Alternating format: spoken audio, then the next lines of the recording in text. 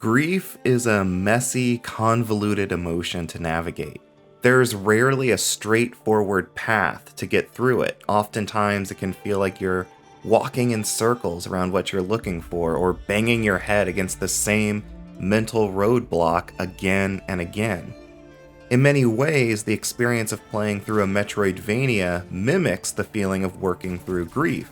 The genre is built on a similar path of progression, where the necessary tools to move forward are earned step by step, and protagonist's evolving moveset makes it easier to overcome its challenges and navigate a seemingly inescapable world.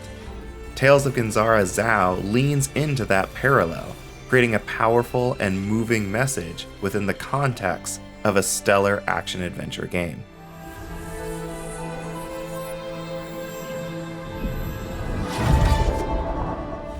Tales of Kenzera sees you play as ZAU, the fictional hero of a story that a father wrote for his son just prior to the father's death. ZAU, similarly, is working through the grief of a lost father. Unable to get past the pain, he calls upon the god of death, Kalunga, and offers him a deal. If ZAU successfully brings the three great spirits that have resisted Kalunga to the land of the dead, then Kalunga will bring ZAU's father back to life. The god agrees, and the duo set out, ZAU relying on the shaman masks and training he inherited from his father to overcome the dangers of nearby lands. As a Metroidvania, the game features moments where ZAU must backtrack and use newly unlocked abilities, which Kalunga helps ZAU master to navigate the distinct biomes of the map. Inspired by Bantu mythology, Tales of Kenzera's map is a beautiful maze that pulls from African culture to characterize and flavor the interconnected areas. The myths of the Bantu color the undertones to the story, equating ZAU's battle against larger-than-life monsters with a spiritual journey. You don't question how or why ZAU's violent efforts correlate to mental healing. Within Tales of Kenzera's lore, these actions make sense, reframing the physical space of the world into something more akin to a mental palace. That reframing contributes to the explosive battles, too, with the sound design and orchestral score of the soundtrack transforming each fight into a frenetic dance of emotion and spiritual energy, where flame-infused shockwaves are stand-ins for violent outbursts, and well-timed dodges equate to a carefully considered counter-argument.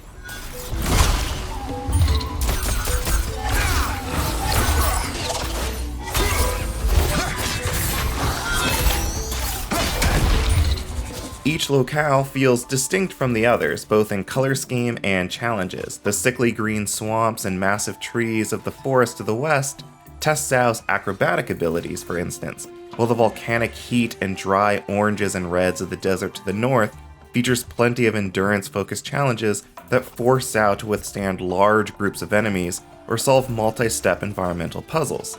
The structure of these areas interweave with the story, enriching the narrative in rewarding ways. The aforementioned desert sees ZAU come to understand that grief isn't something that can be simply overcome. It continues to wash over you in waves, much like the waves of enemies he has to contend with. And sometimes grief can waylay you by showing up in a recognizable but slightly different form, much in the same way the numerous environmental puzzles in the desert region are larger, more convoluted versions of what ZAU had to solve in previous areas. We as the player overcome these obstacles alongside ZAU working through his pain. He grows as we do, strengthening our connection to his journey.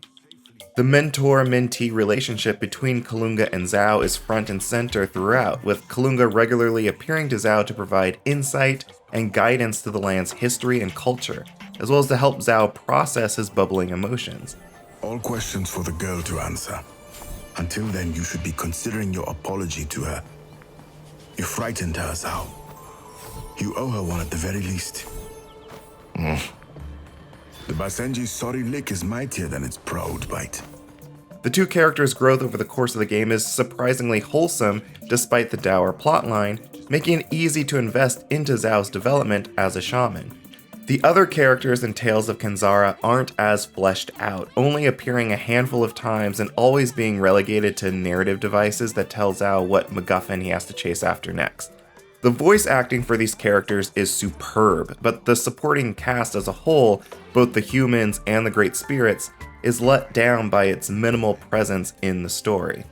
The framing device for ZAU's story, that this is a story left behind for a grieving boy in the real world, also feels disruptive. Near the end of ZAU's adventure, you're abruptly yanked back into the real world to be reminded of this framing device, which felt incredibly jarring. ZAU's story of working through loss was working as a healing experience for me, and the game felt the need to stop to explain its own premise, as if it were directly telling me that media can help people overcome grief.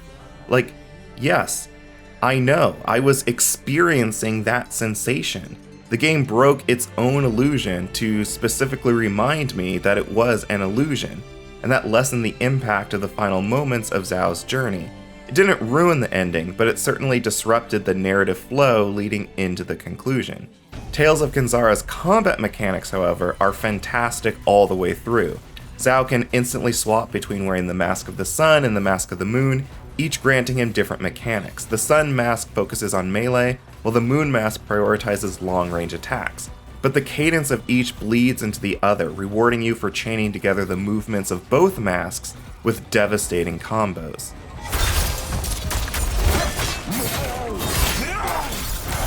ZAU is powerful, but his enemies are numerous, transforming combat into a puzzle where situational awareness trumps power. As such, the game encourages you to dance between targets, overcoming overwhelming odds by being nimble. The movements of both ZAU and enemies are sharp, and the game makes good use of color, blue and orange for ZAU and green and purple for enemies, to keep the fast-paced fights readable. Rarely does it feel like a loss is due to poor luck. The visual clutter of particle effects can become a problem if you're ever standing still long enough for enemies to surround you, but that feels more like a consequence of a mistake on the player's part rather than a detriment of the game itself.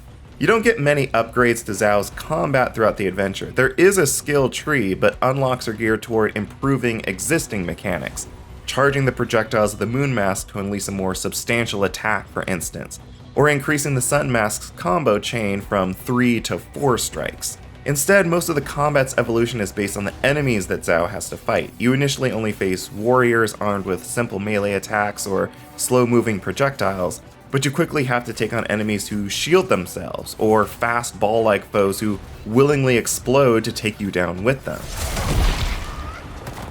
Tales of Kenzera's easy opening belies its surprising challenge, especially its tough latter half. There is a difficulty slider that allows you to adjust how much ZAU can endure before dying, and how much damage he has to deal in order for an enemy to perish, so there is some control in how tough combat is. Instant kill hazards are not affected by difficulty, so there's no way to make traversal challenges easier, but the game is usually generous with the checkpoints, preventing any seemingly insurmountable walls from becoming frustratingly so. ZAU's efforts to pull the Great Spirits into the realm of the dead culminates in boss battles, and the combat is at its best during these. Most of them see ZAU clash with monstrously large beings who are grieving in their own right. Their emotional state informs not only how they fight, but what ZAU must do in order to get through to them and defeat them. The drama and tension of these encounters are amplified by powerful musical scores. The true strength of these fights is how they are emotionally resonant, as well as mechanically satisfying. They're the moments when the game is firing on all cylinders, using combat and traversal mechanics, enemy and sound design, and music to emulate one of the more pivotal steps in one boy's struggle with grief. They're all powerful spectacles that I'm still marveling over. On the other hand, Tales of Kenzera has a few chase sequences that veer toward irritating. These cinematic platforming sections are a common inclusion in the metroidvania genre, a staple that goes back to the original Metroid and Samus's scramble to escape Zebes after killing Mother Brain. In most cases, however, these sequences either afford you a chance to recover from your mistakes, like Metroid, or incorporate numerous autosave checkpoints throughout the section, like Ori and the Will of the Wisps or Hollow Knight. Tales of Kenzera does neither, meaning a mistake usually results in a death that sends you back to the beginning of the sequence, forcing you to redo it over and over. There's a particularly tough sequence near the end of the game where ZAU is being chased by something that will kill him instantly, which requires hopping between narrow platforms and over lava that will also kill him instantly. Maybe I'm just getting old, But it took me nearly a dozen attempts to get through that part of the game, and by try number 7, I was just really frustrated that I had to start over each and every time. Thematically, you could say that these sequences emulate working through the fear and anger parts of grief, as both sections deal with the great spirits that embody those emotions, as well as the idea that false starts are an inevitable part of the healing process. And in the same way that there are no save points in working through fear or anger, there are no checkpoints to these platforming sections. That comparison loses value when the rest of the game is hyper-vigilant about auto-saving your progress, however. It's in these moments that there is a conflict between the fun you expect from a Metroidvania video game and the potential desire to convey an emotional state. Tales of Kenzera cleverly blends the two through most of its elements, but falters when it comes to these traversal challenges. The sheer frustration of these platforming do-overs results more in a lack of fun than it summons a sensation of anger or fear. Thankfully, these moments are few and far between, meaning they're only a small, irritating blip to what's otherwise a fun game. The shaman's path is one of healing, one of guiding. Yet, how does a shaman perform his duties when he is the one in need of healing, of guiding? Tales of Kenzera's strength lies in its powerful narrative, digging into how one navigates the sadness, rage, and terror that accompanies the worst moments of grief. Its tale has its hiccups, but ZAU's adventure of coming to terms with loss resonates through the beating heart of the thumping musical score, standout vocal performances, and dance-like battles that feel straight out of myth.